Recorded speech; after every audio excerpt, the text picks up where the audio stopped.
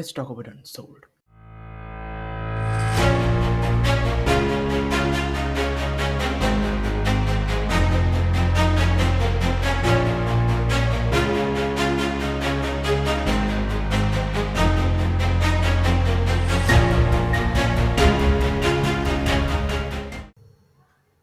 Unsouled, a game which I released somewhere around April, is a pixelated Souls-like game with leveling mechanics, same as any other Souls game. But the game has its own feature and uniqueness which we will talk about in today's video. Let's start with its gameplay. You have a basic controls which I'm not going to explain because that would be wasting your time and mine. So, in short, you can either use both keyboard and mouse or you can go purely with keyboard. It's up to you. So I was playing with purely with keyboard because I have an expensive mouse and the game is so frustrating that I don't know if your mouse can survive that amount of clicking sense clickings. I will explain that in a bit.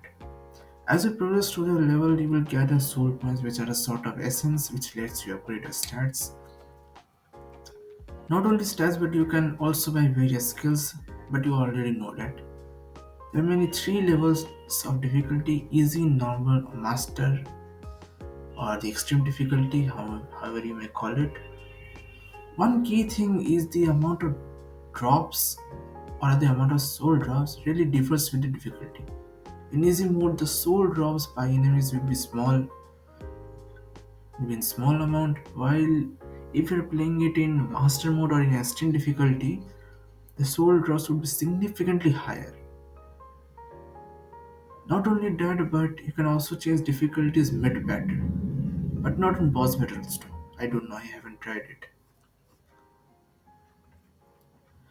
Currently, the gameplay which you are seeing is in easy difficulty because I actually gave up after some time.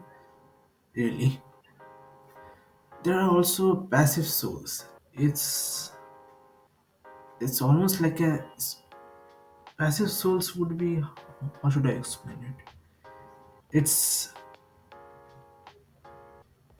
basically these are passive buffs which you may get from killing enemies, and you will get in some of the corpses if you talk to them. There is also a parry system, which is quite interesting because in normally in Souls like game we don't see a parry system, but it is one of its uniqueness. This game, a special feature, as you can say. The thing about this parry system is the time window, especially in extreme difficulty, is so small. It's it's almost impossible. But if you are a completionist or a platinum runner, then be my guest.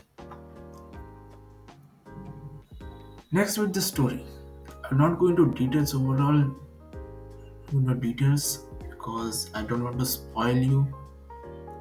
But overall, this whole game is all about a prince who was betrayed. That's it. I'm not only going to say this much. The story progression was good, but it's also a bit odd because you have to go through special. There are some special conditions to get to. You have to fulfill to on the other half of the story. Yeah, there are two halves of the story. If you progress through this game normally, then you will see the first side of the story, and if you take the alternate part, then you have a second side of the story and the ending. There are apparently two endings.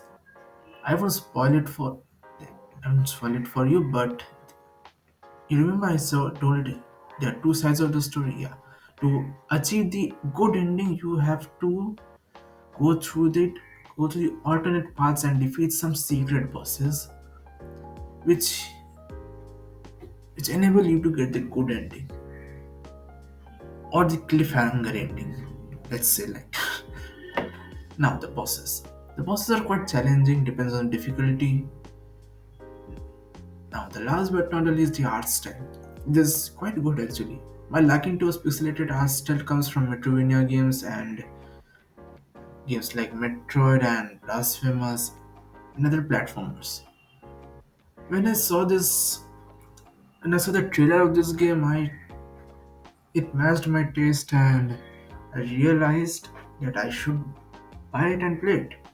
Thought it would be easy, but unfortunately, this taught me that I should be really mindful about which games I should buy and play because in extreme difficulty it's not it's no it's equal to torture. Okay, there are two things which I didn't understand about this game, which was the checkpoint system of this game.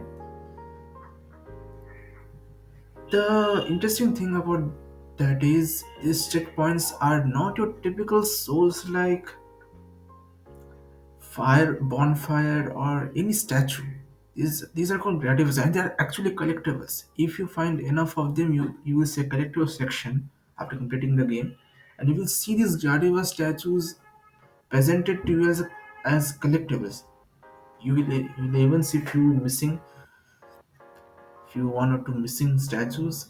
I don't know what's the point of these statues because generally I when I first saw checkpoint like this, I thought these are the statues of the mobs of the game. Like you encounter, you have to mobs of the game. But after that I realized no, they are not. They're collectibles. And why would that be? Let me say I'm not complaining about it, but I just want to know the intention of the developers behind putting these type of checkpoints and checkpoint system. Maybe these statues have some kind of significance in developers in real life. Maybe these actual figurines. I don't know.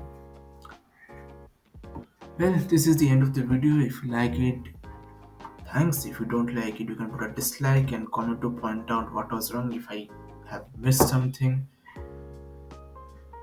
And you're free to you're free to give me advice how to improve my content without any hesitation in the comment section. I'm open to criticism. Thank you for listening to this review. Bye.